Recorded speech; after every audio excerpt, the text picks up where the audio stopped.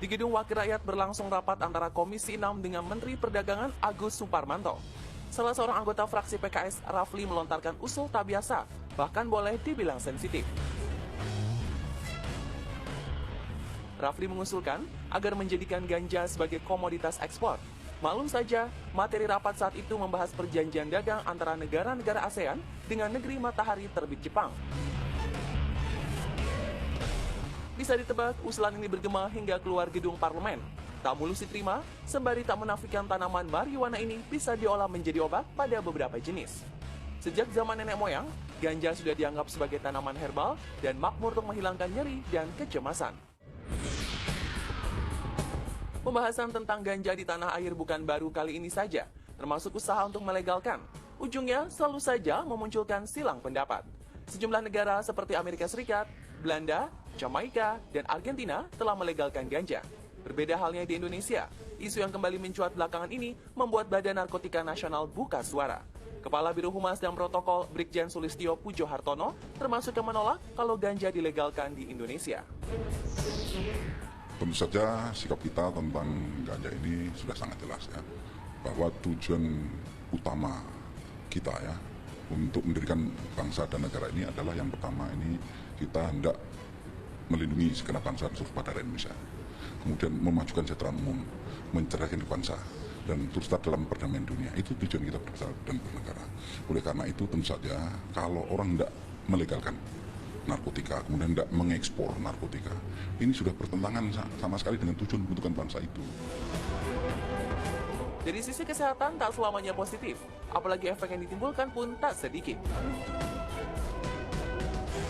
BNN dengan tegas menyatakan bahwa tidak cukup alasan melihat ganja hanya dari satu sisi. Dalam hal ini, ganja dimanfaatkan untuk kepentingan pengobatan. Begini ya, selama dunia internasional menyatakan bahwa ganja ini adalah narkotika golongan satu, artinya kita sepakat bahwa ini narkotik ya, yang jika dipakai untuk rekreasional atau dipakai untuk happy-happy, kemudian dipakai untuk pengobatan itu tidak boleh. Kita sudah sepakat. Kita kalau sudah sepakat ya memang harus kita ikuti sepakatan itu. Jangan sampai ya karena kepentingan motif tadi ya, motif bisnis kemudian menyebabkan kita menjadi greedy, kita mencari keuntungan yang besar-besarnya. Itu tidak boleh ya. Tak dipungkiri bahwa ganja baik untuk kesehatan. Hal itu bisa jadi benar selama penggunaannya dalam takaran yang tepat. Karena jika disalahgunakan, pemakainya bisa berdampak buruk. Selebritas yang mewawancarai Dr. Andri untuk menjelaskan dampak pemakaian ganja. Karena sering rentan penyalahgunaan. Ya, kita tahu sendiri juga dampak ganja sendiri itu tidak semuanya baik. Yang tadi disebutkan untuk pengobatan itu yang memang sudah diekstrak dan sudah digunakan untuk pengobatan itu berarti sudah menjalani prosedur untuk pembuatan obat gitu ya. Jadi ditujukan memang untuk obat. Tapi kalau misalnya yang ganja kering, yang ganja yang kita kenal sehari-hari sebagai narkotika itu kan belum diapa-apain. Nah malah sebagian ada beberapa orang yang ketika menggunakan ganja itu mengalami gejala-gejala gangguan kejiwaan, ya seperti adanya halusinasi, ya adanya gejala-gejala psikotik seperti paranoid, itu bisa terjadi karena memang ada yang rentan, walaupun mungkin cuma ngisep sekali gitu, itu yang tidak diharapkan sebenarnya. Tak bisa dipungkiri, beberapa negara sudah melegalkan ganja, utamanya dimanfaatkan di dunia kesehatan.